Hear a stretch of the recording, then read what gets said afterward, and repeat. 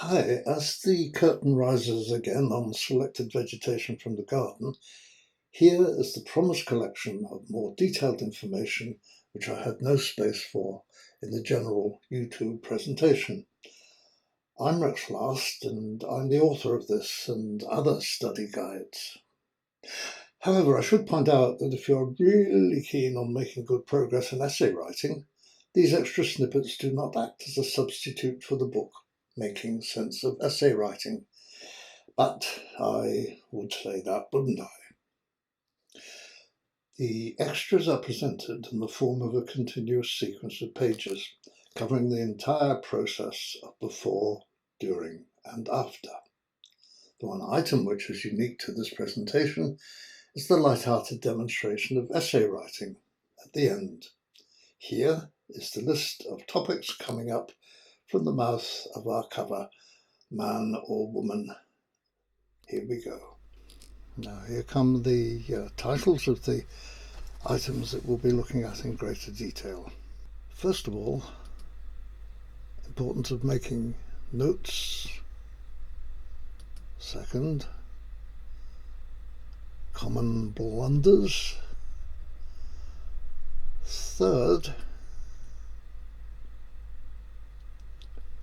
misspellings and easily confused words. Just a couple more to go. Recap of the significance of beginners to expert behaviour.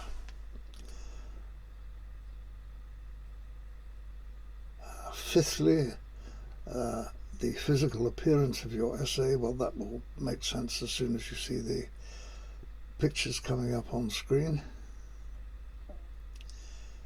And sixthly, the one we've all been waiting for, an entirely light-hearted but instructive demo of how to set out an ideal essay. Right. Now, against the familiar apple blossom, here comes number one. Make note first and during too.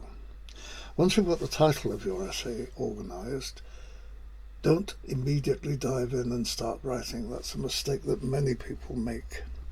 Take a couple of moments and sit back and think carefully about the essay that you want to compose.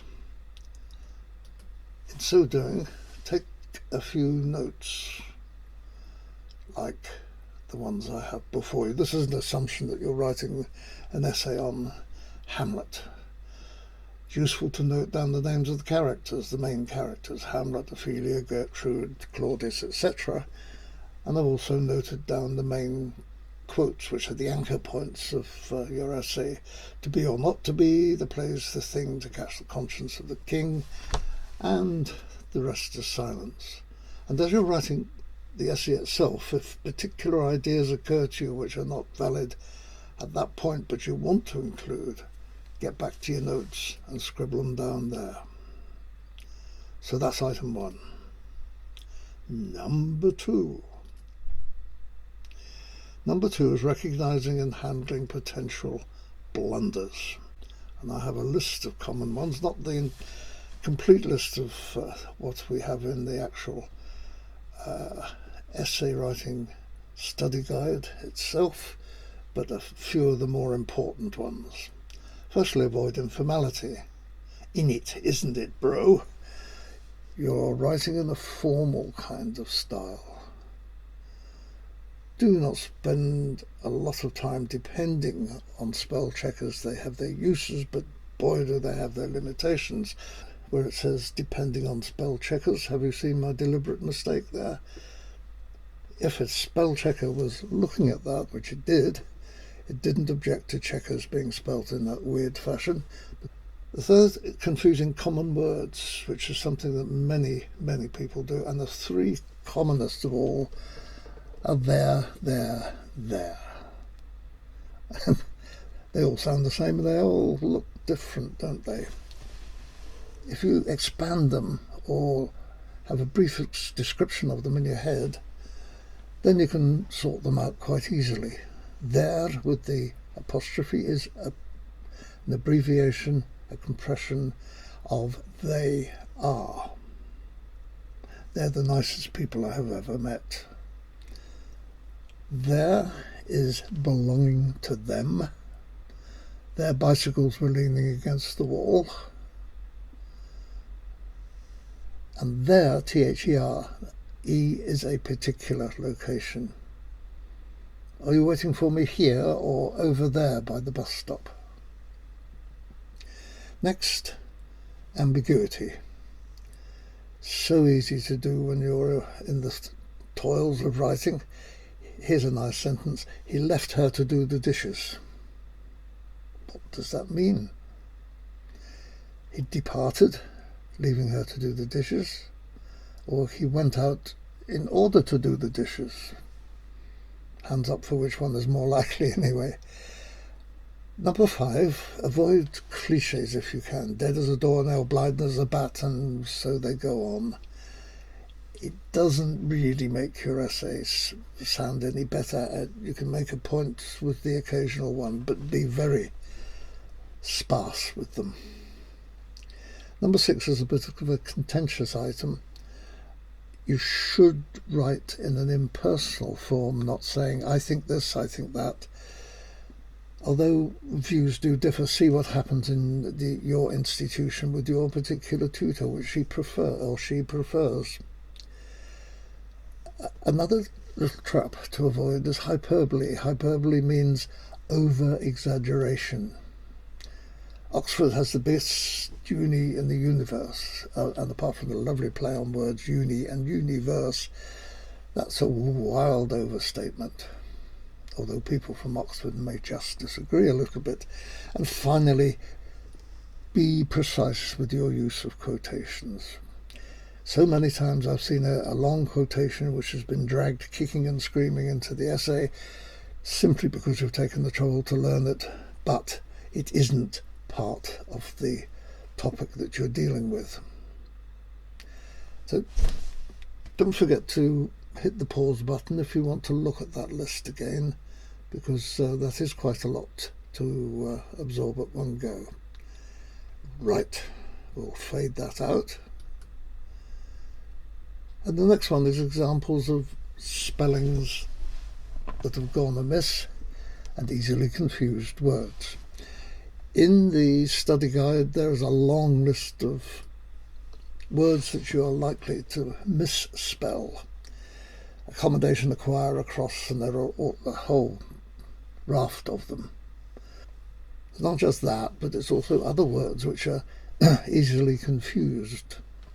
Most of all in the difference between the noun and the verb. The first example here, where you have advice and advise. Advice is the noun, to advise is the verb. But if you want full details on that, again, guess what? It's in the book. In the YouTube presentation, I spoke about beginners to expert behaviour. And it is so important just to remember. Let's recap that, shall we? Here comes a nice little arrow going up the screen, and at the beginning of your learning process, when you're still struggling to work out how to open the car door and get in and sit down, make sure you don't sit down in the passenger seat. Start off as a bumbling, bouncing baby beginner, and as you go on, your behaviour becomes more and more interesting. Book expert. Now, here those apple blossoms blossom away. Relative sizes of these 3 main elements of the essay. You have to have an introduction. Now, that is obvious. Nobody, I hear you cry, why bother? Because many essays begin without an introduction. And many begin by giving the game away, by saying the butler did it in the first couple of sentences. The example I given the study guide is the newspaper vendor. Newspaper vendor number 1 has the A-frame by his feet saying, Joe Bloggs sentenced to 5 years in prison. And everybody walks past him thinking, well, I'm not going to read that because you've already told me what's in it. The second vendor is much more successful.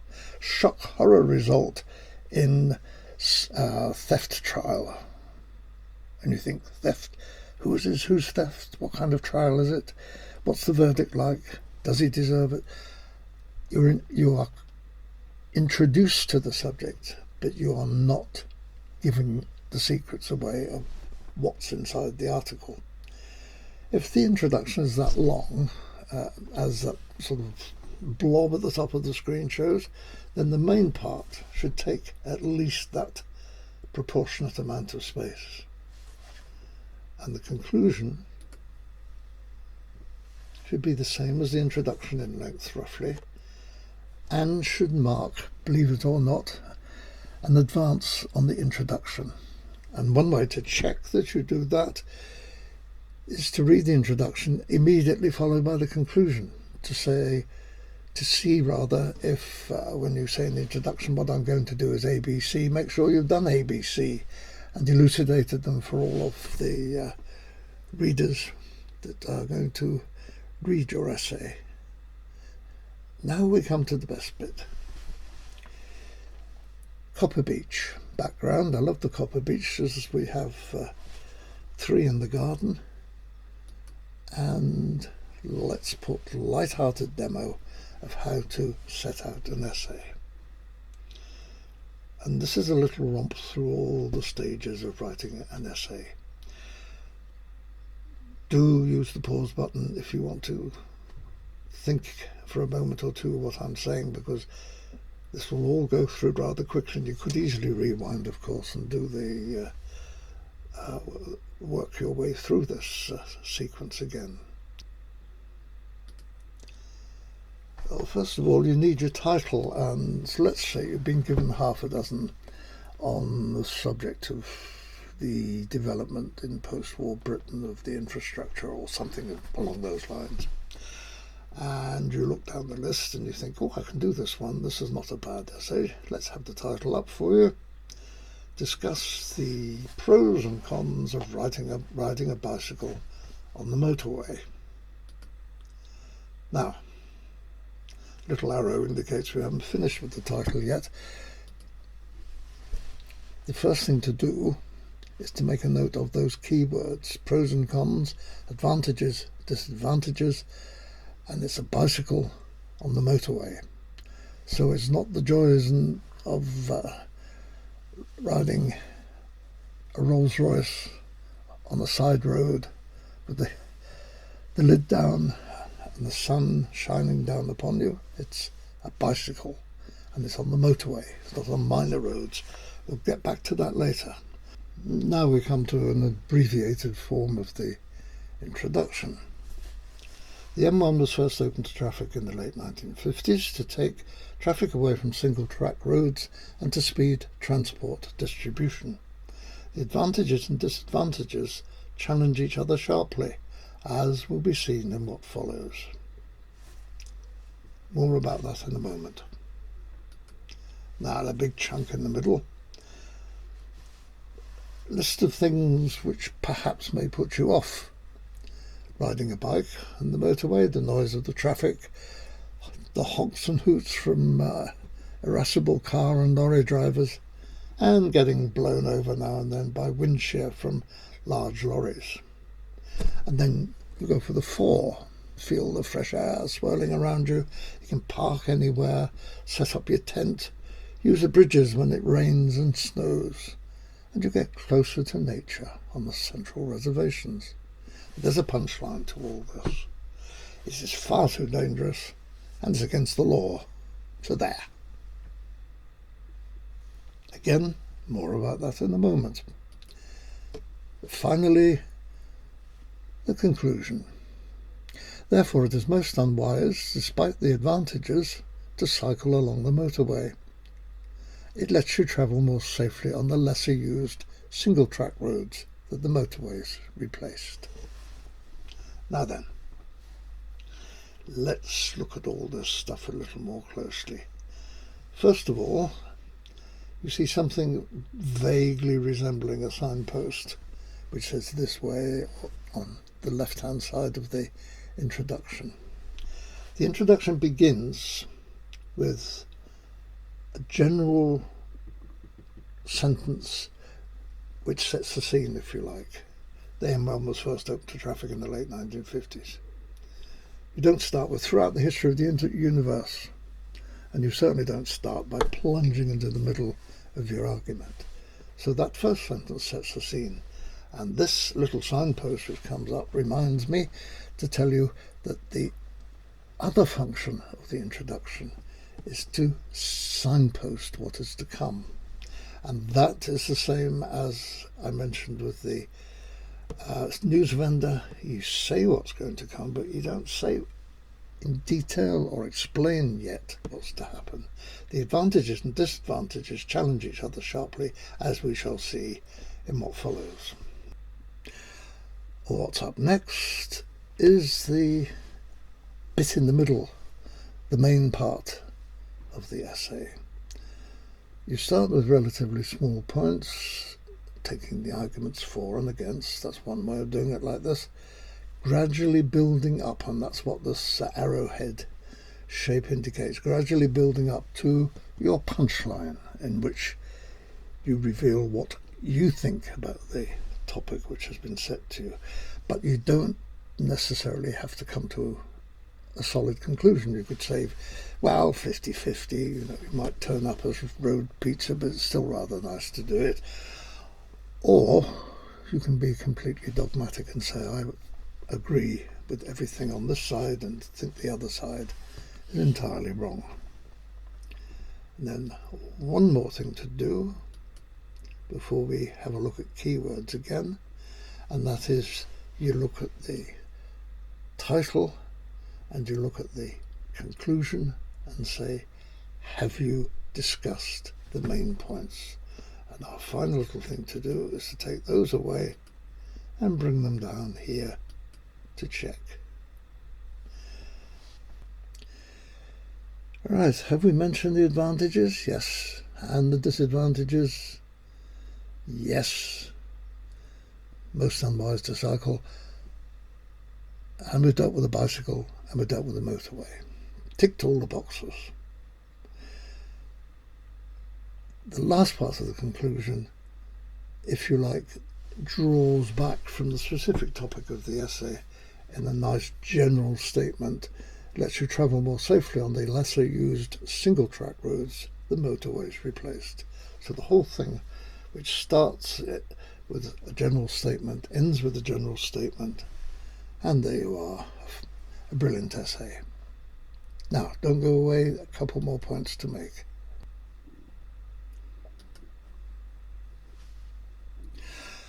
First, just to let you know that the essay writing book in hard copy and in ebook form is available at a knockdown price and worth every penny.